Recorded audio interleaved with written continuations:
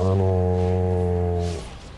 の続編っていうか The first Ninja Gaiden, obviously we worked very hard on it, and I believe we did a really good job on the previous generation hardware, and everybody out there, I think, recognizes that. But that doesn't mean we were totally satisfied with the result. Just like how the first Dead or Alive had a lot of issues, so did the first Ninja Gaiden. So when we look at this as the true sequel, one of the most important aspects is going back and saying what worked and what didn't, and cutting out the things that didn't work and strengthening the things that did. And now that we have all this expertise coming from the first game, we're able to better increase all those new features. 例えば If I got into a contest where both sides had to name something that was wrong with the first Ninja Gaiden, and then whoever ran out of things would be the loser. I could never lose, you know, in probably the next 10, 20 years, just because there's a lot of things that in my mind, you know, I would have liked to have changed, and now I have that opportunity.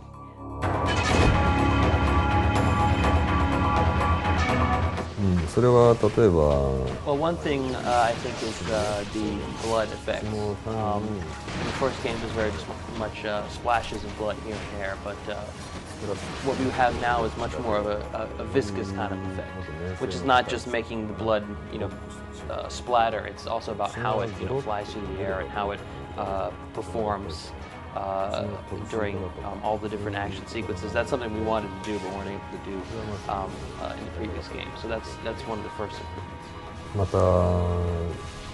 Another thing would be the dismemberment aspect. That was something that we wanted to do before, but back when we were making the original Ninja Gaiden 4 years ago, there was a lot of gray areas, both from a moral standpoint and from a legal standpoint, in terms of, you know, how far we could take it. But now I think that that's become more clear, and we're able to do more than what we were in the first game. In the first game, you know, you'd have decapitations occasionally just to kind of show you that, yeah, you killed this guy, and his, you know, head kind of pops off comically. But that's all, and now I think we have a system that's much more integrated with the gameplay. You know, I certainly think it's difficult to express the limitations in morality of things like sex and violence, express that in words, but that's what a lot of countries around the world are trying to do right now. They're trying to create rules that can express that. And so, in fact, we're almost have more freedom now to do what we want to do, because it's more obvious, it's more defined what the regulations are. So I think that's why we're now able to take it as far as we have.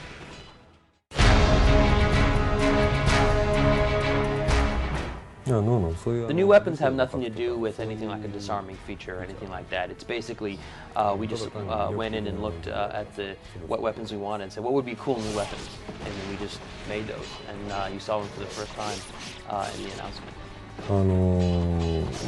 Yeah, the Ninpo ninja magic attacks are one of those things that something we want to improve greatly from the first game. To be honest with you, I really didn't like the way the Ninpo was implemented in the first game, just because we were really at the limit of what we could do with the machine. And we had a game that was running 60 frames per second, but when you use the Ninpo, you had to drop to 30 frames just because there was already so much stuff going on, and then you add the Ninpo on top of that. And that's really not what I wanted to see happen.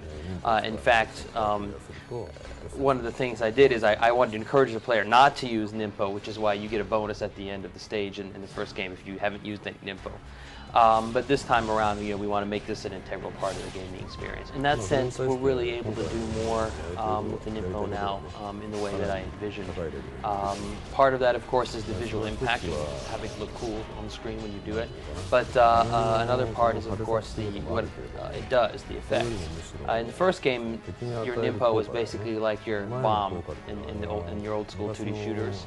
You know, when you just would push the bomb button and that would kill everything on the screen automatically. It was the same effect every time. That was your device if you were in a pinch, right?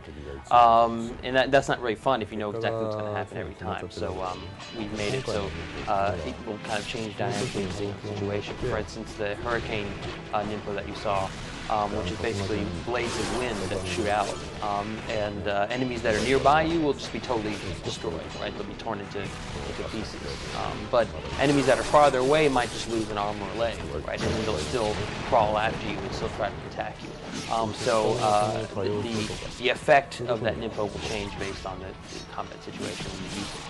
だから People that are observant might have noticed in the gameplay trailer that we've shown, we have a new system that regenerates your health.